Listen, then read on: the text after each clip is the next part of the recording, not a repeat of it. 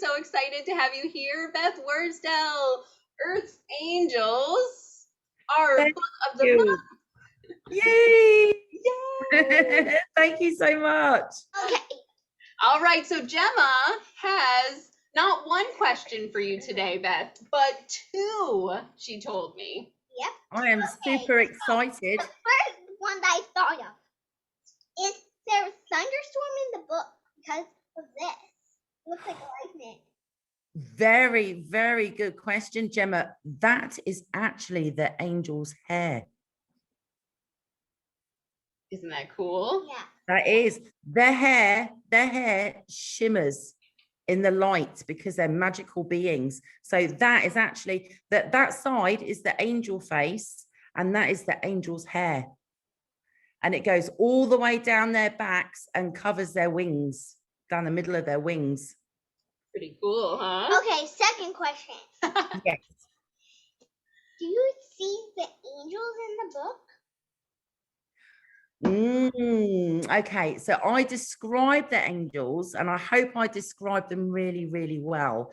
And the angels actually have really good relationships with the human survivors. So they work together to save our planet. No, I know.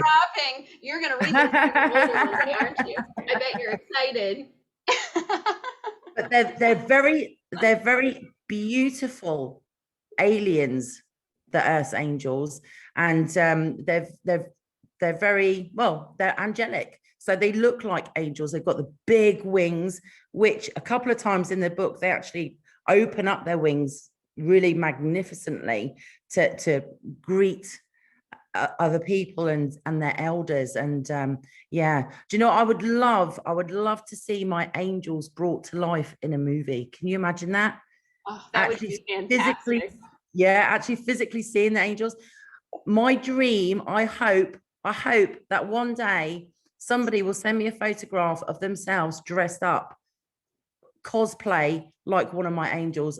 I would be thrilled. That would be so amazing. I love that. Who in your mind is the cast that you would want to play in the movie? Who would you oh my gosh, actors and actresses? That's a good question. I when I think of my character James, I think of Henry Cavill, because James he's a protector. He wants to protect and fight for his family. He's a big burly guy, but he's also got really nice good looks as well. And I think Mel, I picture her as, I think Charlize Theron. Ooh. I picture her as Charlize Theron, very sort of quite a slight woman, but when it comes down to protecting her family and her friends, she turns into a real Trojan. I want to say another word, but Gemma's here. I think I know where you're going with this. Oh, I love that. That would be awesome. I would watch that movie. I'd be so excited to watch your movies. Yeah. Okay, so that was wonderful. Thank you so much for the awesome questions. High five. High five to Beth. Questions. Thank you, darling. High five. Thank you. I'm gonna do that too. Oh, you're getting way up for the high five? Ready? 1, 2, 3. Yay! I love it. High five. You are awesome. Oh my God, I love it. So while I'm holding this up, my first question I wanted to ask you. I love this cover. It is so striking, and I know you put so much thought into your designs, your covers. Did you go into this cover design with this kind of idea in mind, or was there a whole process where you worked this out with somebody? No, I knew exactly what I wanted, and my cover idea basically formed as I was writing Earth's Angels, because the angels and humans have such a fantastic relationship in my stories. They work together in such harmony and build such important connections together. I wanted to have them both on the cover, and have the two sides of the coin, if you like. As our readers are going to find out, there's a deeper connection there, as you know. So I wanted that to be shown. I was determined to have the human eye as the planet. And I don't know whether if you want to hold it up so everyone can see, but See if I can get that the human close. eye is actually Earth. And then the angel eye, it looks like the eye from a peacock feather. So in my head, I knew what they needed to look like. And interestingly enough, the angel's hair, I could picture it in my mind, but it took forever to try and find the right image to depict it. And believe it or not, I actually found it while I was researching sea life for part of my story. And there's a whole breed of sea creature. They're microorganisms, but they cling together like you see on the cover. And they look like big glittering strands. And I thought, that's it. That's what the angel's hair looks like in my head. So, so what I did was I created a mock-up of exactly what I wanted. I positioned everything, put it all together, and then I sent it to my book cover designer and I said, can you do that? But make it look good and professional. And she absolutely nailed it. She was brilliant. And I've done that with all of my covers. I come up with the idea, create a mock-up of exactly what I want, and then I send it to her, and then she creates it and makes it professional. They're fantastic. I love all of your covers. Oh my goodness. Oh, thank you. It's funny because with book one, I tried to go for colors that were attractive for male and female readers because I knew my story could be enjoyed by both sexes and age groups. With book two, I decided because it was the Marillions were arriving and there was lots of battle scenes and fire and everything, I wanted to show that in the cover. And then with book three, I wanted to show the journey and the unity of everything that was going to happen in the big finale. So it's lovely because when you get compliments from readers saying your covers fit the story so well, it makes you feel really good that you've done your job properly. It really does. And I love how much thought, hearing like how much you put behind it too, like as you went, it makes it even better than it already was. I love it. They're so great. Thank you. So you do have marketing background. I find this interesting. So 2 months in a row, our members voted in an author with marketing background. Do you find what's helped you the most with your marketing background with your book since you started your journey of writing? Oh, wow. Everything. And I mean that it has helped in every single facet of publishing books. I was self-employed for a very, very long time in 2 different types of business. A lot of the time I was doing both businesses at the same time. So I had to literally learn how to run my own business, promote myself, gain new customers, maintain relationships, constantly thinking of the next thing, and trying to reach customers. I mean, that's basically in whatever you do, any type of business, it's all about finding the need and fulfilling the need. And that's basically all selling is. So my sales and marketing background has been instrumental right from the off, because as soon as I started writing the book, I was thinking to myself, okay, who am I writing this for? Who are my readers? Who are my target market in the book world? So once I decided who I was writing for, everything was focused towards them. So it was focused towards male and female readers. I decided to, as you know, I published in adult and young adult editions. So I knew I had 2 major markets to promote to at the same time, because I wanted to encourage parents to keep reading with their teens, and hopefully, both of them getting the same book and then reading together.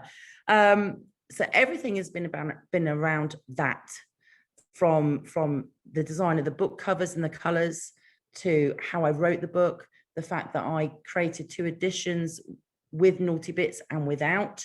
And then the launches were literally all aimed at those markets. So my wording, my description, my taglines, everything, you've got to, as an author, when you're promoting yourself, you have to think of everything like that. And also the one thing, major thing that I thought of when I was doing my book and the covers was, how is it going to look on merchandise? How is it going to look on a t-shirt, a hat, on products? Because I knew that I wanted to go big or go home. It's so important that you had that to know, like, as you were going through the process, what to think of. Because I think for authors, that's a huge struggle, especially what you're saying, like knowing your audience.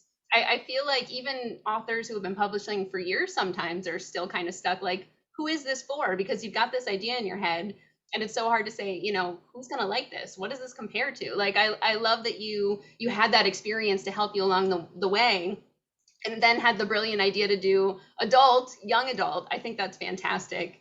Do you ever think that you could condense your story too? I was wondering about that, to also make like a companion picture book. Obviously, there'd be a lot that comes out of that too, but like to have that, you know, young kid readership with it. I could see it being like a condensed version that could be really fun too. My plan, as you know, in the back of Earth Angels is a whole long list of how to be an Earth Angel with the hashtag be an Earth Angel. And that's something that I'm hoping to really focus on as soon as I get a chance, and really focus on that, because I do want my story to move people, realize what we're doing to the planet, and actually try and create change. You know, I'm one of so many who want to make changes to help our future generations. So doing children's books related to these is something I want to do. I want to help them be a little Earth Angel by being, you know, by educating them in a very understanding way, something, you know, in a way that they can understand, to make little changes at home, not leaving the tap on for their mummy and daddy, you know, making sure that they, you know, help mummy and daddy compost so they feed their own garden and things like that. So I'm hoping to do a whole range of books for children with regards to how to be an Earth Angel. Yeah, Fantastic. so It's a I'm perfect time to form those habits, because I know, like, when I read your list, and I'm sure we'll talk about this again, like in an end interview at the end of the month, because after people have had a chance to really look at it. But I know I was going through, I'm like, ooh, I was talking it over with Gemma. I'm like, we do that. I didn't know you could do that. We got to start doing that. Like, it's fun to see like the habits she does have already, like remembering to turn off the lights, you know, unplug things. We do compost too, so she knows how to separate that out.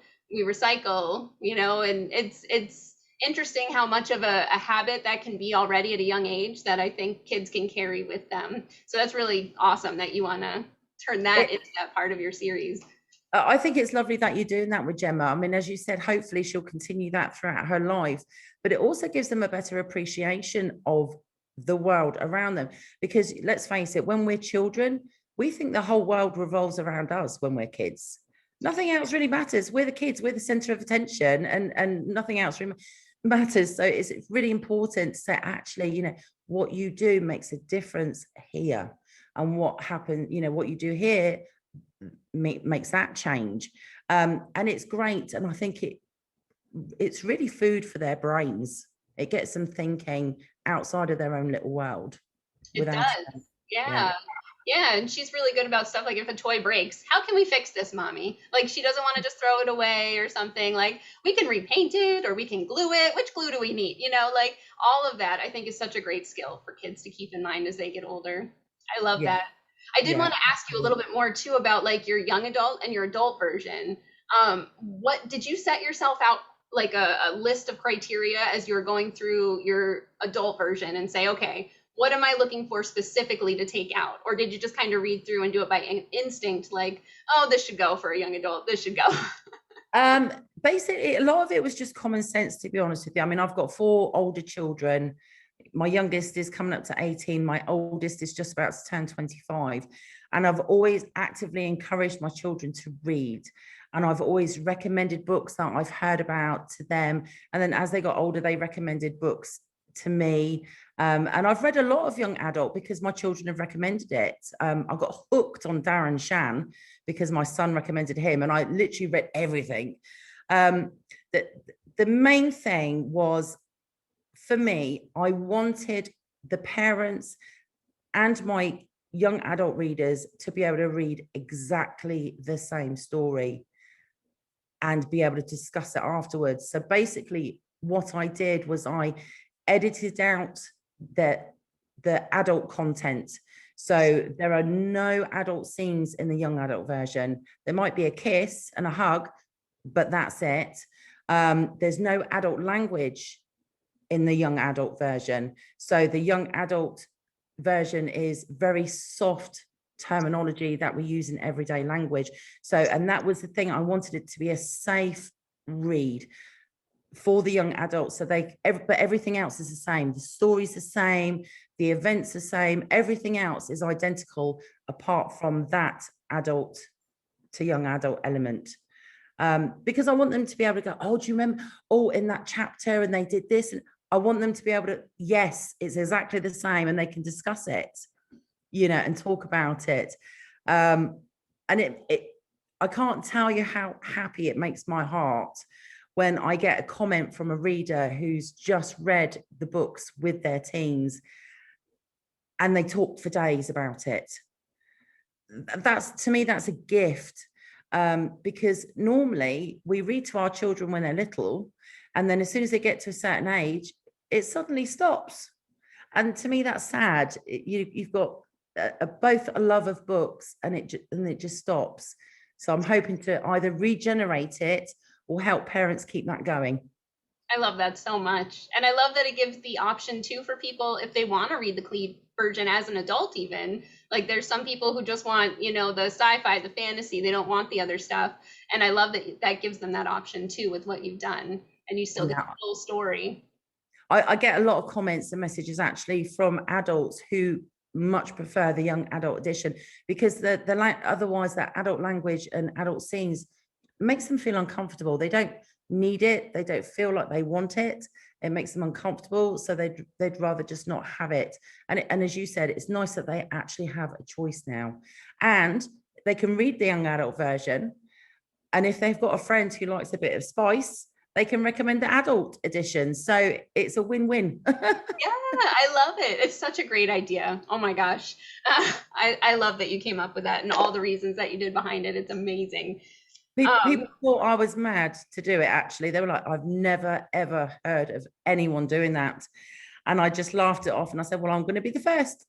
That's the way to do it. I love that you did that. I hope that catches on. And then people say, you know, that Beth Worsdell, you know what she did? I'm going to do it. And and she was brilliant, and I'm going to do that too. Why isn't the whole book community thought of this first like you did? I love it. I love it. It's the marketing brain.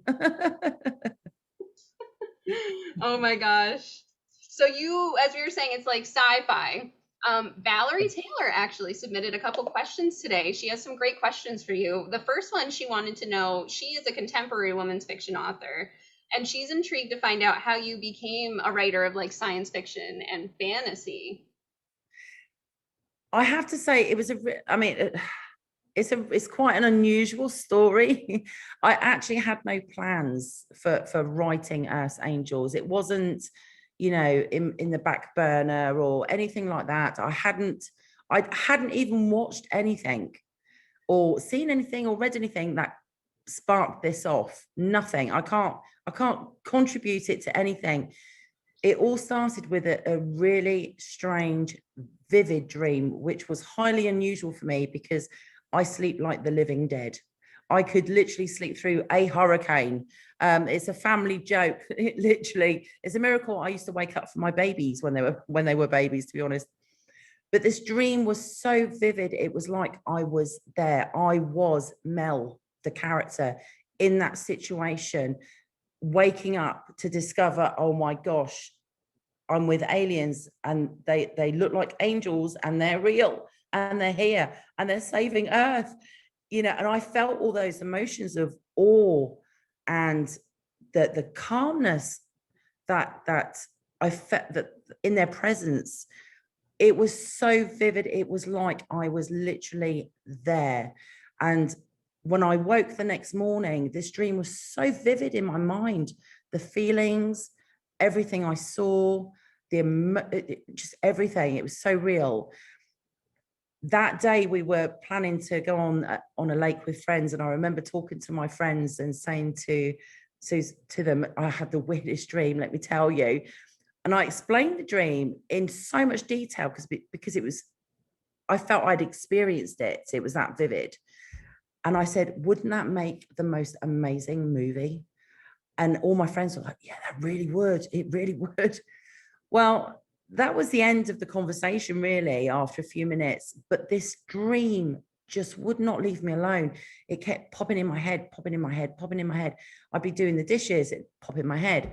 I'd be, you know, doing some arts and crafts, it'd pop in my head. 2.5 years, and I thought, I need to write this down. Perhaps I just need to put it down on paper, and it might, you know, leave me alone for a little while. Because I have that problem with song lyrics. I write songs as well, and I get lyrics stuck in my brain and I have to write them down. I began writing down this description of what happened in this dream. And as I came to the end of writing what I remembered, the next part of the story was just popping in my head. So I wrote that down. And then the next bit popped in my head and I wrote that down. Next thing you know, I'd written 3 chapters, and I sat there in disbelief, thinking to myself, oh my gosh, I think I'm writing a book. So I thought, I need to see if this is actually any good. I mean, I loved it because I felt like I'd experienced it, but I sent it to my mum and my 2 sisters, who have always been my greatest supporters. My family is amazing. And I said, can you have a read of this and see what you think? And they absolutely loved it and said, you need to carry on. So I did. And it's been amazing. But when I started coming to the end of Earth's Angels, I knew it was just the beginning. This is just the start of the adventure. And there was so much more to come. So I knew it was at least going to be a trilogy. So that's what I aimed for. A trilogy. This is going to be book 1 of 3. So as I started telling people about what I was doing and started promoting myself on my writing journey, I was very clear, this is going to be book 1 of 3 at least. So yeah, it's been a crazy journey. Oh, I love that. And you But answered kind of her next question in it too. She was wondering if you had it all kind of all in one, and then you had to break it down into 3, or if it did just kind of go one after the other. So that's interesting. It's funny because I as I said, I knew it was going to be bigger. I knew it was going to be big. And the story was already sort of forming in my head as to what was going to happen in the timeline. It was strange because with book 1, I just wrote, I sat down, I just let it flow. I let my imagination go nuts, and I just let it happen really organically. And then the more I researched about the book world, because knowledge is power, and you would not believe the amount of research I did on the book world, the book business, the book marketing, you name it, because obviously it's a different type of animal to my other businesses. I realized that it was going to be, oh my gosh, a real challenge, as it were, to really do it the right way. And the more information I got, the more people kept saying, you need to plan, you need to plot, you need to chart, you need to do this, you need to do that. Okay, so after I finished book 1, just going with the flow, I thought with book 2, I'll try it their way. So I tried to plan the chapters, I tried to plot, I tried to write down scenes that I wanted, and all it did was completely halted my creativity. It was awful. I just couldn't get in the flow of writing because I kept listening too much to all these other people saying, you need to do this, you need to do that, you need to do this. About 3 chapters in of trying to do it the plotting and planning way, I thought, this is not me, it's not working. It's ruining my experience. I'm no longer having any fun. And I literally just grabbed all the information, got rid of it. And I just went back to the way I did Earth's Angels, which was completely organically enjoying the experience of writing, enjoying the story, letting my imagination go nuts. And it worked out so well. And I did exactly the same for book 3. So I am a definite go with the flow type of girl. I love that. And how much did you have from your dream versus like what you were filling in? So like were the names there, or was that something you came up with after to the names, I don't remember the names in the dream. I just remember talking to them and telling me that I'm okay, you're okay, you're safe, this is what happened, we've come back to save you and humanity. But I don't remember any of the names. The names I had to create myself. But the description, the physical angels, I can literally picture them in my mind. They were so real. It was just truly amazing. But yeah, there was, I basically remembered pretty much the first chapter of everything happening, you know, being shown how Earth dies, you know, and the seas dying, the animals floating to the top of the oceans because they're perishing. And I remember being shown all of this. This is what happened. But now we're doing this. And then the rest is just all came to me as I continued writing. Yeah, your first chapter, not to go too far into it, I'll save some after, but I remember when I was reading that, I telling my husband, I'm like, I have to take another cry break. I can't get through this. This is so well written, and especially now with how the world is, it's just so topical. It's like, scary. Yeah. Scary that I've received so many messages and comments from people, because obviously I started writing this back in 2017. I didn't publish till 2018. And since then, we've had all these elements that are happening in my book. We've had, you know, since I started writing it, we've had so many horrendous natural disasters, storms, and superstorms, and all these multiple, you know, tornadoes and hurricanes and everything else that's in the book. Pandemics and diseases that are springing up are in my book. All these things are happening now, and I wrote about it in 2017. And people message me and they're like, it's like you predicted the future. And I'm like, I don't know how I feel about that, because it's a bit scary, you know. But I love the hope that goes with your book with it. There's a balance, and you still have the ways, you know, like your list, how you can be an Earth's angel. I feel like that kind of stuff can make a really big difference. So I love that you have that in there to show the balance, that we still can do something too. I think that's a really important message for the world. And to be fair, I mean, there's so much evidence now of visitations from alien species. I mean, now everybody's got a cell phone in their hand. They're capturing these instances, and as soon as it happens, because everyone's got a camera on their phone. So there is more and more evidence of all these sightings and everything else. And obviously now, you know, governments are starting to release information of interactions and everything else. You know, we've got the Catholic Church with observatories specifically for looking out, and other, you know, well known and respected people saying, we think there is something out there. So I would hope that, oh my gosh, God forbid, if our planet does get tipped over the edge, I think we would be saved. I think we would, because, you know, I think the chances of us being the only inhabited planet in these vast universes, the chances of us being the only planet, you know, that's thriving is remote. So I agree. I'm very, very hopeful. Yes, me too.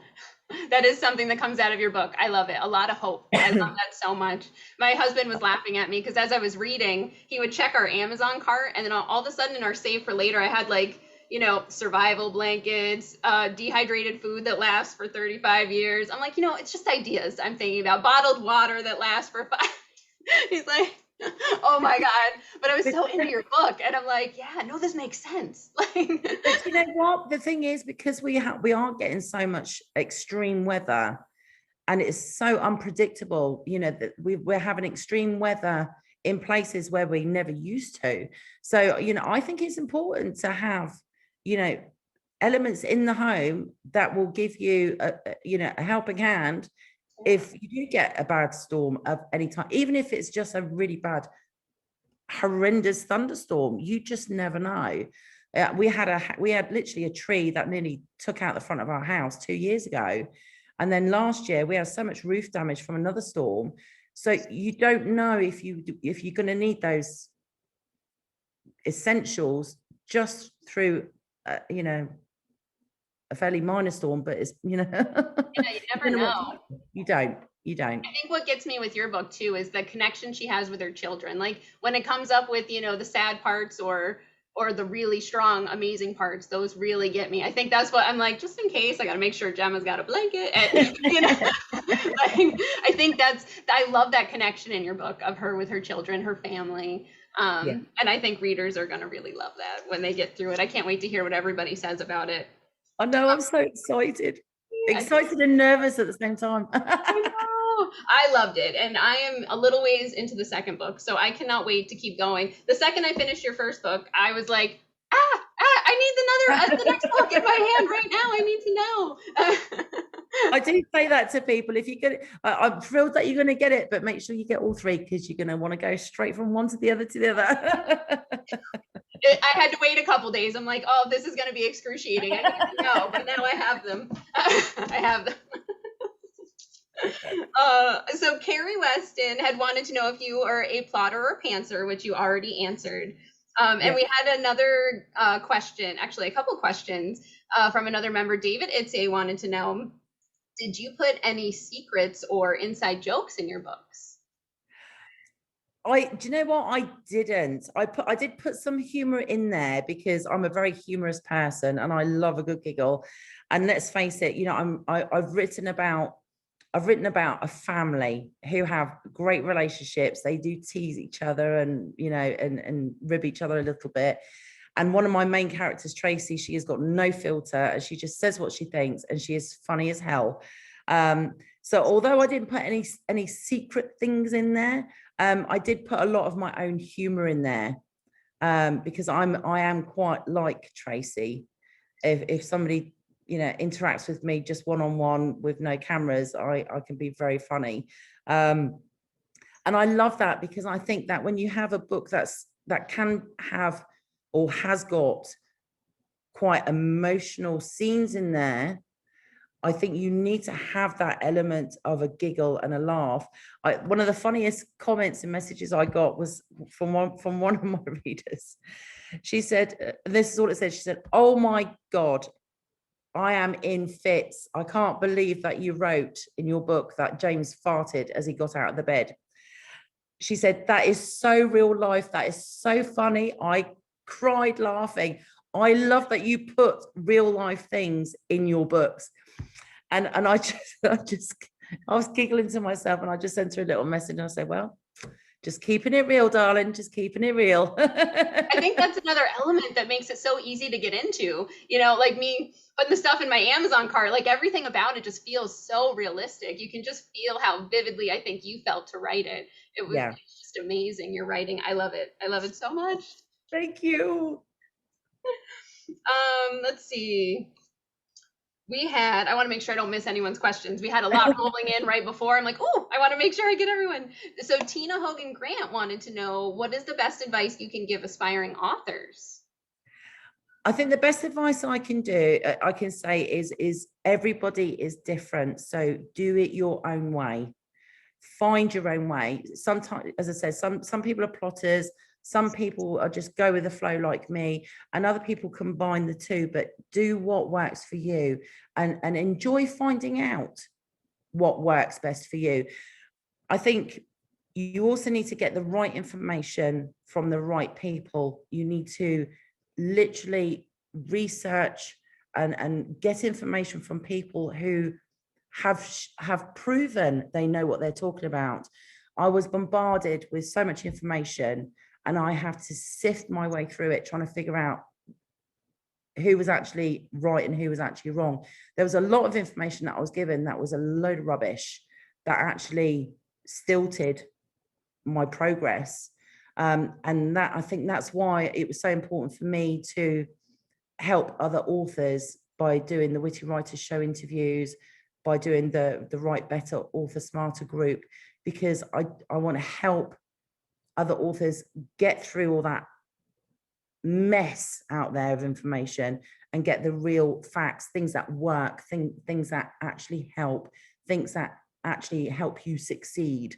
So it is a case of, you know, find things out for yourself, but research, and make sure every bit of research you look at, you see if it actually works, it's proven.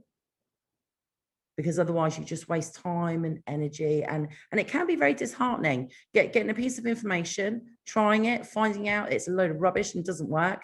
That's really disheartening. It's a hard enough thing being an author as it is, without people giving you false hope and false information. And it's a tough industry. Like, everything is set so specifically, and as you try and get into it, you start to really see underneath here, like, oh no, like, you really do have to follow these specific steps and do, like you said, the research is so important. And I love that you share that with people. And yes, I love, everyone should check out who's an aspiring author. We have some in our group. Your Write Better, Author Smarter page with Autumn Bardot. You guys are great. We make a very good team, because Autumn is a highly qualified English educator, and has been for a very, very long time. There's not much she doesn't know. She's very, very good. And obviously she's a novelist. I mean, she's got so many thick, full-on historical fiction novels, as well as doing paranormal urban fantasy. So she's got a wealth of knowledge on the literary side. And obviously I've got the experience from the literary side through experience and self-learning, but also the sales and marketing. So we make the most dynamic team to help other people. It's brilliant. And I was so thrilled when I found out that Mark Gottlieb was a fan of the Witty Writers Show, and I couldn't wait to ask him to come on the show. He is such a wealth of knowledge. He really is. And he's got his fingers on the pulse when it comes to book publishing, the book world, social media, and how the market's changing. So to have him on my show and interview him was such a huge bonus for all of our members and anyone who's a writer, because anyone can watch them, you know, the live shows. And of course, he's coming back on July 19th for another show about big book ideas, which is fantastic. So we're hoping to do a little bit of a series if we can do it. Obviously he's an extremely busy man, but he always makes time to help other people, which is brilliant. He's a fantastic man. So yeah, we'll keep trudging on and helping everybody. I love it. And yes, people who haven't seen your Witty Writer Show, do you want to tell them all the places and the platforms they can find you? Yes, yeah. I'm basically everywhere. I'm trying to help as many, well, Autumn and I, but both trying to help as many people as we can, because it's a tough business. And obviously at the moment we've got so many people who have lost their jobs through the pandemic and everything else. Some of them might be aspiring authors, and now is the time where they're stuck at home and they can have a go. So we're trying to help as many as we can. The Witty Writers Show is a live show that I stream from my Facebook author page. It's completely interactive, so I pre-promote my interview so people can click on it and get reminders and everything. And then on the day, it is streamed live on Facebook. People can comment, interact, ask questions, have fun with us. Sometimes we do games and prizes, which is brilliant. And a lot of the authors I interview will do a giveaway, which is wonderful. And then I share the Witty Writers Show on all of my platforms. So it's on Facebook, Instagram, YouTube. I've got a YouTube channel for it as well. I've just created a Reddit group yesterday, so any aspiring authors can join us on Reddit as well. LinkedIn, everywhere. And of course, I stream it on over 7 podcasts as well, like Spotify, Apple, Google Podcasts, Pocket Podcasts. It's everywhere.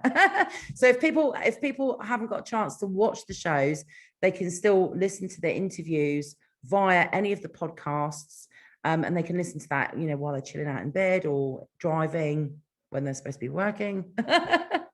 I try and make it as easy as possible, because, you know, I do understand. I know how busy I am all the time. I mean, I work such long days doing everything myself and keeping a home, and I've still got 2 children at home. It's tough trying to do things and fit things in. My aim is to try and help authors by making everything as easy as possible. Hopefully just one click and they can listen, one click and they can watch, one click and they can buy my book, one click they can have a look at my website or read my blog. I try and make everything super easy, so with one click they get to what they want. And you do a great job of it too. I don't know how I do it all. And that's one question I had for you too.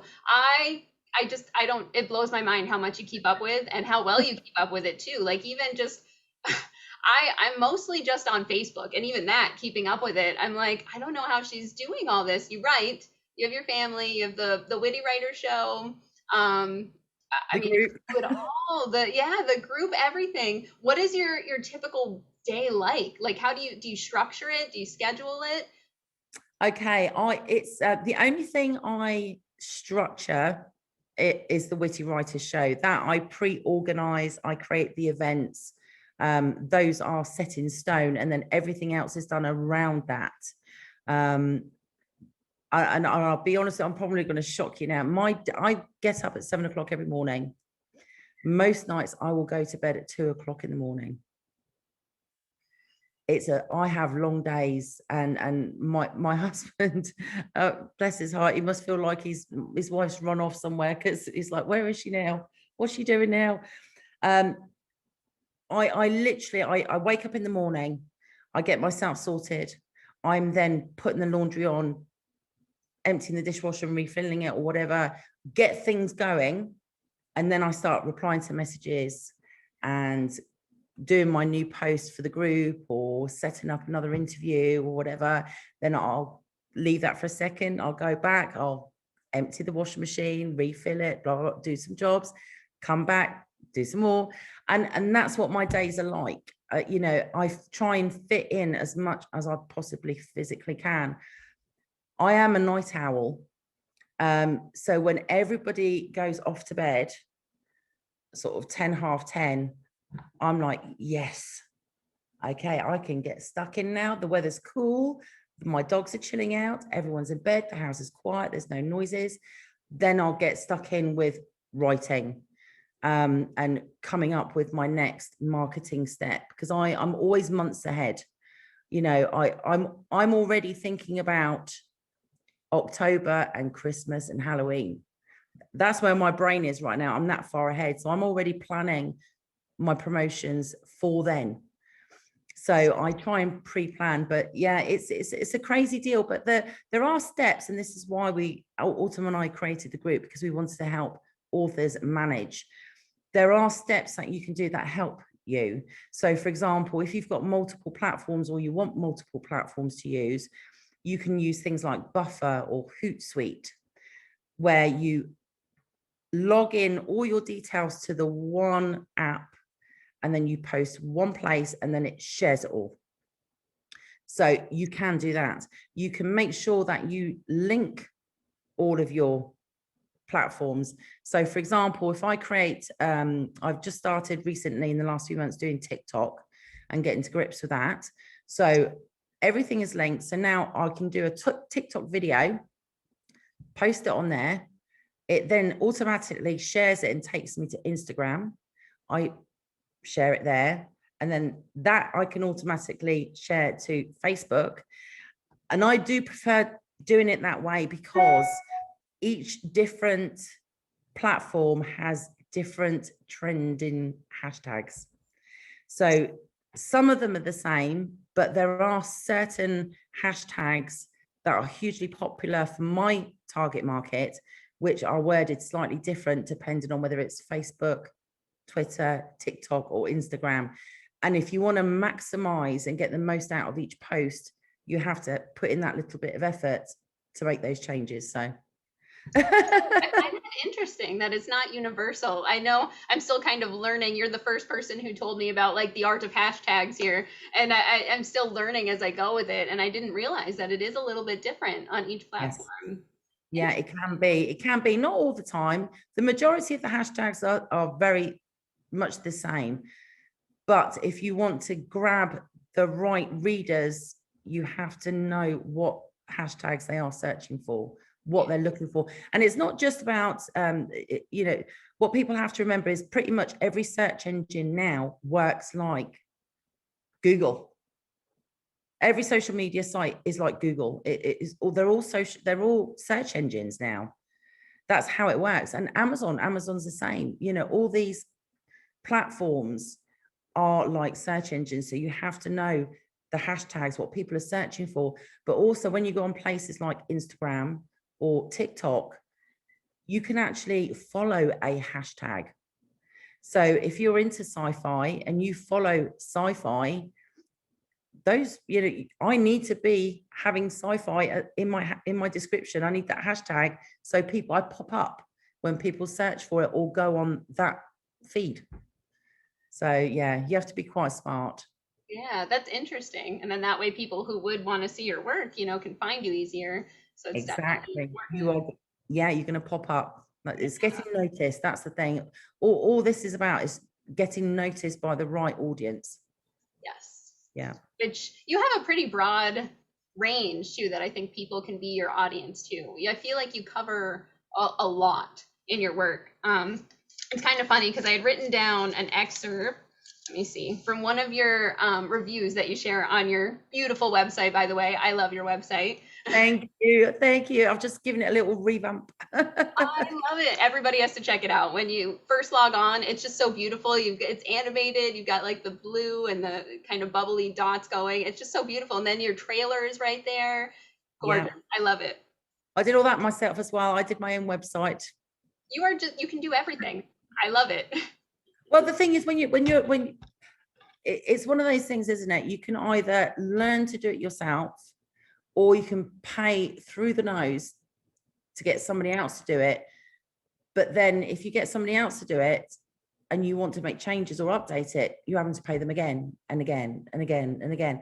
So I would rather learn to do something myself, and then I can change it, move it, do whatever I want to it, and I'm saving myself an absolute fortune. Because the money I save doing things for myself is money that I can put into giving away merchandise and giving back to my readers for their support. And that means more to me, to be honest.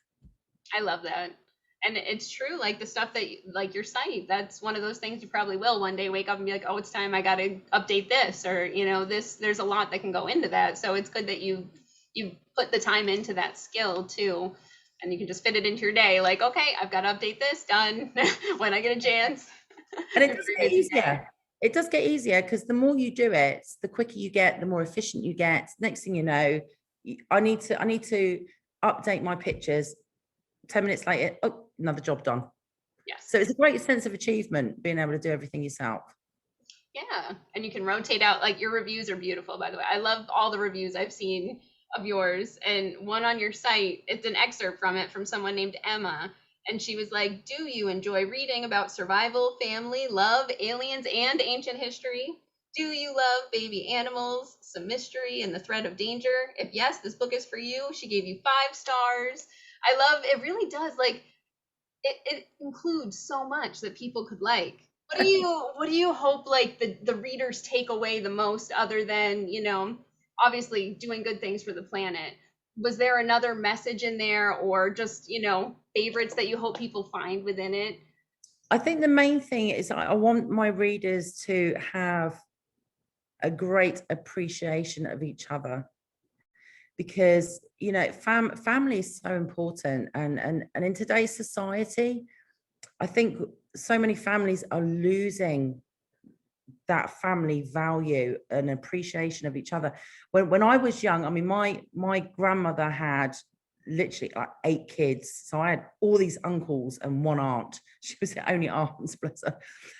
But we used to go, we used to go and have family, like huge family dinners on a Sunday with all the uncles and the cousins. And we'd arrange, at least once a month, we'd all of us go to the same beach and all bring something and have a massive picnic, and all us cousins would, play all day and have a blast, and the parents and the aunts and uncles would all hang out and have a great time. And if anyone got sick or if there was any problem, everybody would rally around. For me, that was amazing. Absolutely amazing, because you felt so loved and appreciated and cared for, and you could share experiences with your cousins and your family. Nowadays, most families struggle just to get their children to sit to the dining room table to have a meal together. And if they can get their phone out of their kid's hand, it's another miracle. That is a shame. That breaks my heart, because when you've got children, every day is a memory. You're making memories of your relationship, your adventures, your conversations, your funny moments. And I want to try and hopefully give some inspiration to my readers, so that they want to appreciate their family again. They see their family with fresh eyes, because my gosh, if excuse the language, if the shit hits the fan, the first thing that gets affected is you and your family. Your kids, your aunts, your uncles, your sisters, your relationships with all these people. When disaster happens, that is the only thing that matters, is your family. So hopefully people will read my books and put themselves in my character's shoes. What would I do in that situation? How would I protect my family? Yes, we would fight together and take it on and unite and have that family strength back again. And if readers leave with a better appreciation and that renewed love and wanting that closeness with a family, that make me very, very happy. Very happy. I love that. And your book really does do that too. I mean, it's just got so much for everybody, and that feeling does come out of the book. Like I love that. And no matter what genre you love, you can love this book because it's funny, because I've recently received 2 messages in this last few days, both from new readers who do not normally touch sci-fi, but they literally bought it because they'd seen me on the, doing the Witty Writer show and everything, and they were so intrigued. I think because I'm so enthusiastic, and they decided I'm just going to do it. I'm going to read it. And they loved it. It's almost like I'm converting one reader at a time to sci-fi. And it's true. Like there's so many elements, like there's sci-fi, but it's not so heavy sci-fi that you have to be like, it's relatable. I think that's what it is. It's because it's about a main family and the other human survivors, and they all embrace each other, support each other, connect, get close.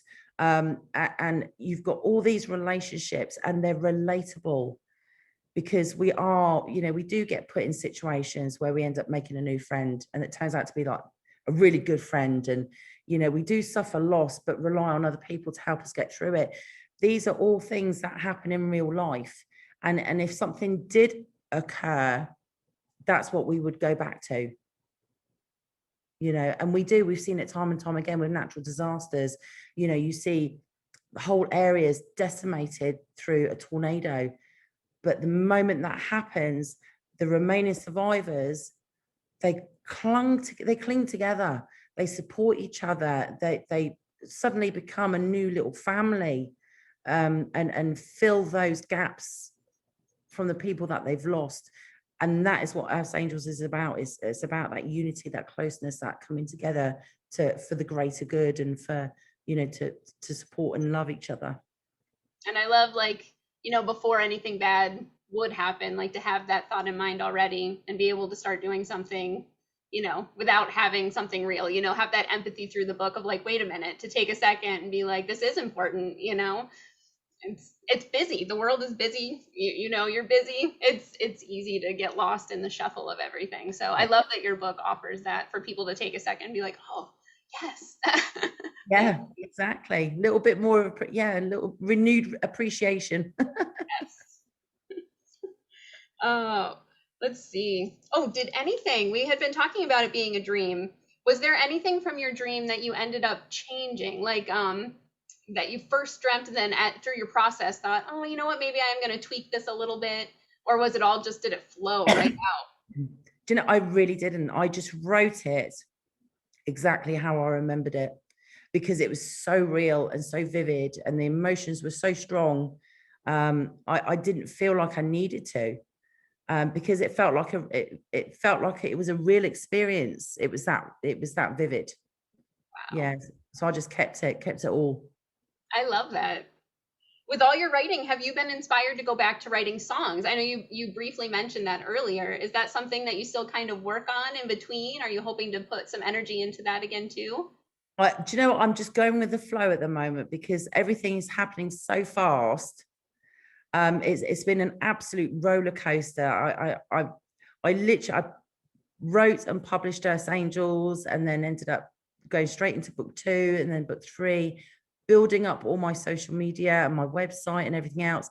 And I haven't stopped writing, and I know you know this because we chat anyway. But I've just finished a 5-book series for younger children, middle grade, about Jinx, the Christmas fairy, who has all these adventures. So I've done that. I've also just written a book about my dog Poppy, which was Gemma approved because I read it to Gemma the other day, didn't I? She was giggling away. You know, so I honestly don't know. I'm so busy. The Witty Writers Show is just taking off tremendously. It's brilliant. It's helping so many authors get noticed, get exposure, get book sales. So that's super busy, although I've had to change the way I do it to make it more productive for the bigger picture, for the bigger audience. So I decided, you know, I do need to really try and focus on interviewing more professionals because then more authors will get the right information. So that's the thing. And obviously the podcast, just having the time to get back to songwriting is going to be super tough. But it's something that I still love to do. I'm passionate about music and songwriting and creating music. And anybody can have a listen to my samples because they're on Reverb Nation. I've got so many songs done. I should put more up, really. Yeah. I'm trying to remember. I one of your takeovers or oh my gosh, I've watched so many of your interviews. I can't remember where you had said it before, where I started following, and I was able to find you had put up the link, I think, or included it to one of your songs, and I listened to it. And I'm like, she has a great voice. Like this song's awesome. I want to hear more. I'm no Whitney Houston, that's for sure. I'm more sort of just below like Amy Winehouse. But I do love it. And it's nice because my daughter, my youngest daughter, she's huge in singing and songwriting and she's phenomenal. And I was so proud because when she was in middle school, she actually entered a competition, which was a national competition, and it was to do with the arts. And they were given a topic and they could literally submit anything, song, a homemade movie, you know, that they'd done, or piece of art, or whatever. And because she'd seen me all these years singing and songwriting, she decided that's what she wanted to do. She wanted to write, produce, and sing her own song. So I guided her and sort of showed her what I use. Basically, you know, just showed her how to use it, and then I just let her go. Well, she did. She wrote her own song, produced the music by ear, like me, because I can't play an instrument. I do it all by ear. And then she sung it. She's got the voice of an angel, and she won every level up to national. Yeah. So I was so proud, so proud. So it's nice when you see what you do rubbing off on your children. So I was actually wondering, with your music background, did you or your daughter on your trailer for Earth's Angels trilogy, did you guys make the music that plays in the background? I didn't because I'm always so busy and I have so much to do all the time. That is something that I actually paid to have done. So I knew exactly what I wanted. I just had to find somebody really good and get them to make it for me, because I just can't fit everything in. I just can't do it all. The little things like that I know somebody else could do it more professionally than I can, I am happy to just find the money and just you know, get somebody else Outsource to do it for me. Yeah, because then I can be working on the other stuff and keep helping authors and everything while it's being made, and then as soon as I get it back, I'm ready to start doing the promotion. So yeah, and in fact, while you're mentioning the trailer, I actually have with me the giveaway that I'm doing for that promotion. There we go. This is beautiful. If I try and get it closer, look at that. Yeah, that's gorgeous. Isn't it beautiful? It's a silver necklace. Oh my goodness. All the details for the giveaway are attached to my book trailer. So basically all they have to do is share the book trailer, tagging 5 book loving friends, and then that's their entry. That's all they have to do is literally tag 5 friends who are into fantasy, sci-fi, or just any reader really, because as I said, so many people are reading Earth's Angels who aren't normally sci-fi readers, but they end up loving it. So yeah, tag 5 friends, share my book trailer. The more times they share, the more entries they get. I am keeping track of everything. And then you never know, you might win. So and it's international, so even if the winner is in the UK or France or whatever, I will still send it their way. So it's an international competition, so everybody can join in. That's great. It's a great opportunity to take advantage of, because I know it's expensive to do the international available too. So I hope everybody gets a chance to join in. And that reminds me, our other giveaway too. So we want people to be a subscriber to my YouTube channel here for our book club. And then also follow Beth on Amazon and on Goodreads, right? Was that the other, to enter for a giveaway that we'll talk more about at the end of the month with our next interview? That's right, because I will be giving away I think 2 sets of ebooks, because I'm going to do it on each platform. So each platform has its own giveaway, if you like. So there's two full sets of Earth's Angels, either adult or young adult, the reader's choice. And I'm also doing a giveaway with, oh, there we go, t-shirts. So this is the female. I've got different designs, but this is one of the female t-shirts. It's gorgeous. I love that. No. And this is one of the male t-shirts. So the colors and sizes and design might vary slightly, but they're all fabulous. There we go. Destination Unknown. Oh, that's wonderful. So they're all related to my last novel. So it's super exciting. So there's prizes and all sorts to be had. Yes. So make sure you follow Beth on those platforms, and then make sure you're subscribed to the YouTube channel here while you're watching. And then when you subscribe to the channel, just make sure you comment "done" somewhere, either here on the channel or on our Facebook group page for our book club too. So we know you've done all of the platforms and we can keep an eye on it for the month. Exactly. Also, just quickly mention, because I'm trying to obviously keep helping authors, I'm doing a giveaway on my YouTube channel, and all they have to do, if any of our authors who are part of the book club want to try and win an interview, a free interview on the Witty Writers Show with all the promotion that's involved, which you can see it all in the video. It's I've posted it everywhere. But all they have to do is literally subscribe to the Witty Writers Show on YouTube, and click, as you said, comment "done," and they will get an entry into the draw. So hopefully we'll get some winners having free interviews with all my promotion stuff involved as well. So it's a great tool for getting their names out. This is so exciting. You are offering so many amazing opportunities this month. I can't wait to see who the winners are at the end. I can't wait. Oh my gosh. And then while they're on your website too, looking at your gorgeous website, at your trailer, I wanted to bring up you have this really cool thing they can do while they're reading this month. You can download and print bookmarks. So I've got mine in the book already to match up. So that's another fun thing that you can do when you're on our website.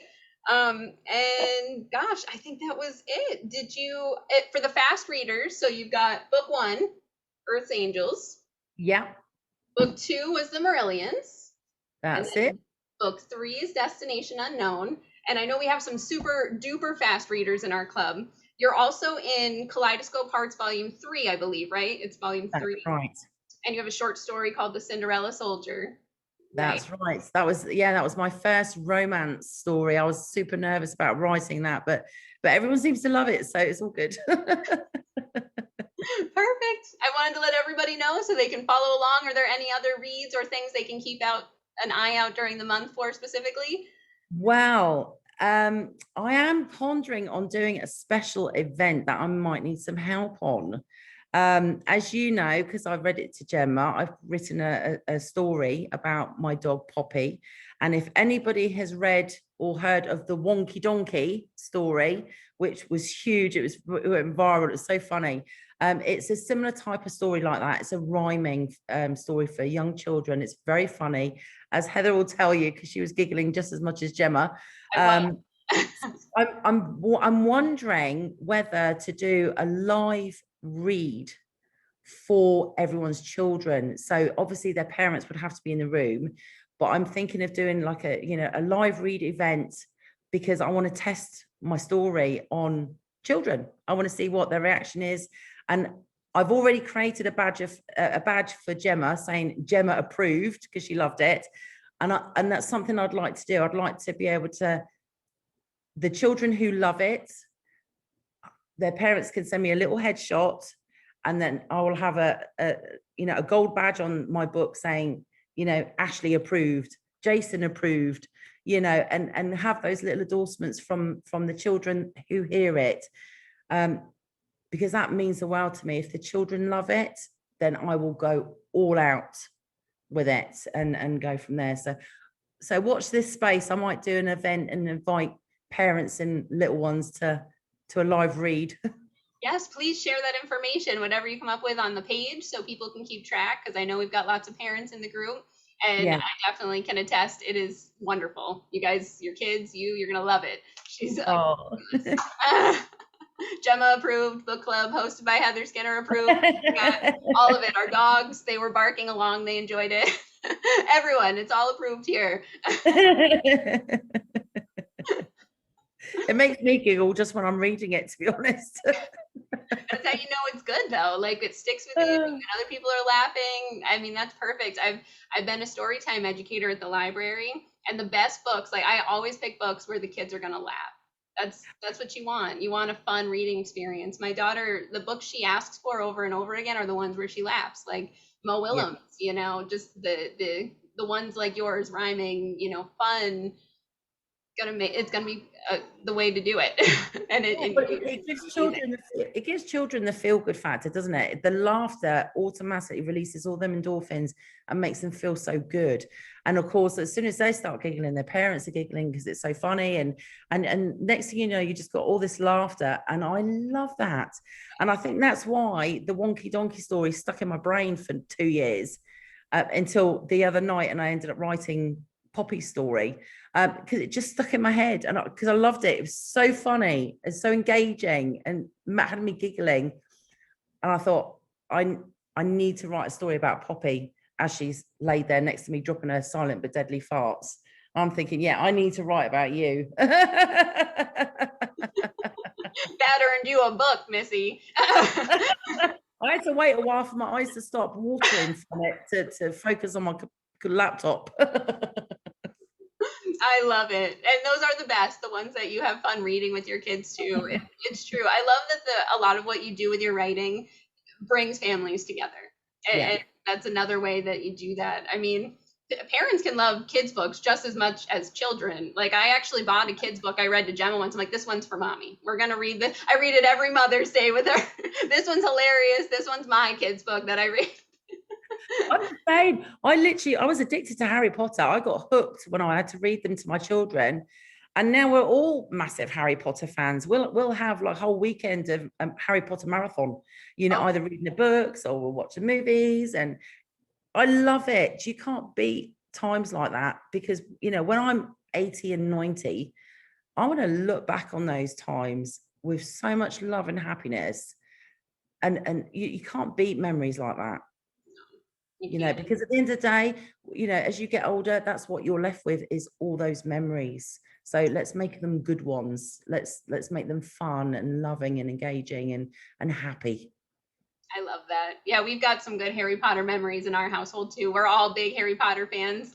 And I brought Gemma along with me when she was like just barely able to walk. She would watch some of the first Harry Potters with me because I don't let her go past the end of like 4.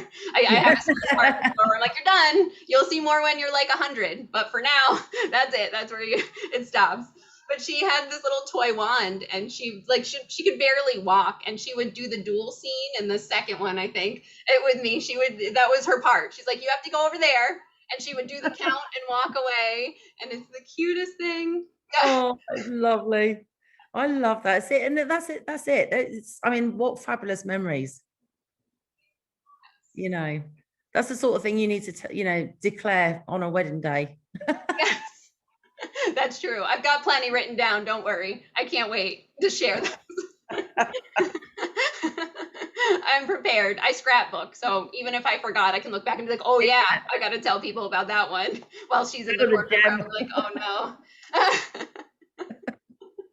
Oh gosh, I love this. This has been so much fun. Thank you so much for this interview today and being our book club book of the month. Oh, thank you. Oh, I love you, Gemma. Yeah, I was gonna say, could you hear she's in the other room going, bye? I can hear her. She makes my heart melt. She really does. She's fabulous. She was so excited to talk to you today. This is fantastic.